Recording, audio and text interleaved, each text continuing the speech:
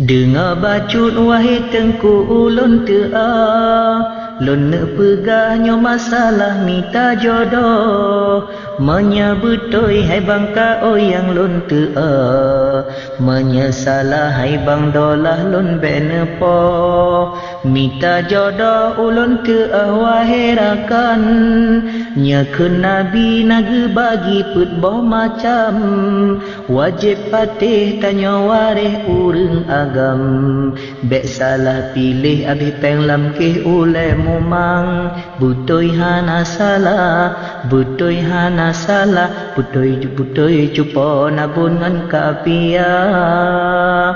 Yang pertama urang tumbon meariat-ariat, yang kedua urang kaya rame dumkrit. Teman ke leboh gute mulit kulit, teman ke pet urang pijut mahapit-hapit. Salahana butoi, salahana butoi, salah-salah abang dolah ngan bangka oi. Yang pertama nyan agama tak perhati, sinya darah hana galak sok leweli, bajai ketat silewa arat silok tinggi. Yang menjungkat wahai sahabat deboh giri, nyan agama hasyadara tak perle, sinya darah yang dijaji tok ule. Hana galak lika-lika di kekede, jiman tengah hasyadara sifut malek.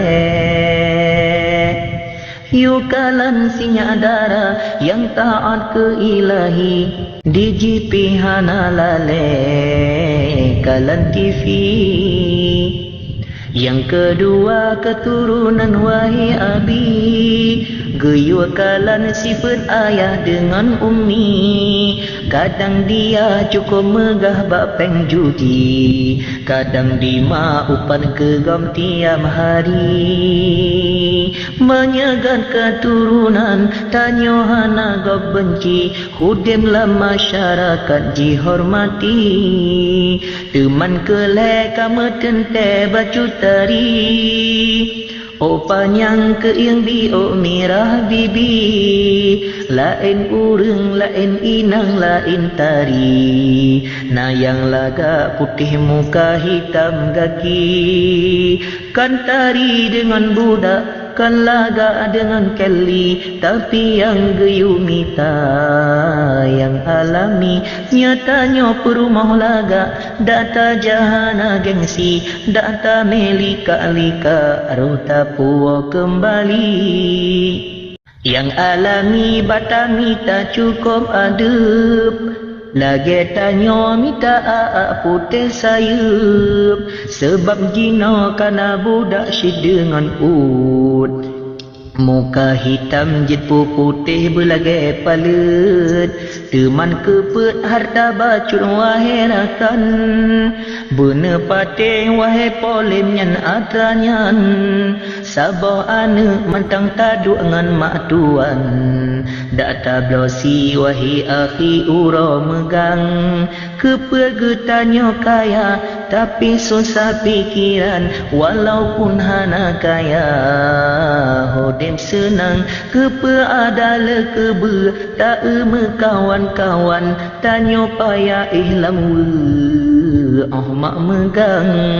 Harta benda syedara Bandung tinggai, hana tabah hana tak salam kuburan.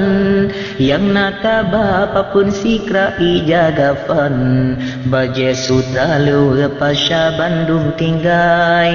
Yang petbonya wahai rakan hadis Nabi, betapa teh tunggu tanya muda mudi mekawin gom. Kawin tanya wahai akhi, leh mekawin mebancut pihana arti. So yang galong leh menikah kajik sambung laju sunnah Rasulullah sallallahu alaihi wasallam.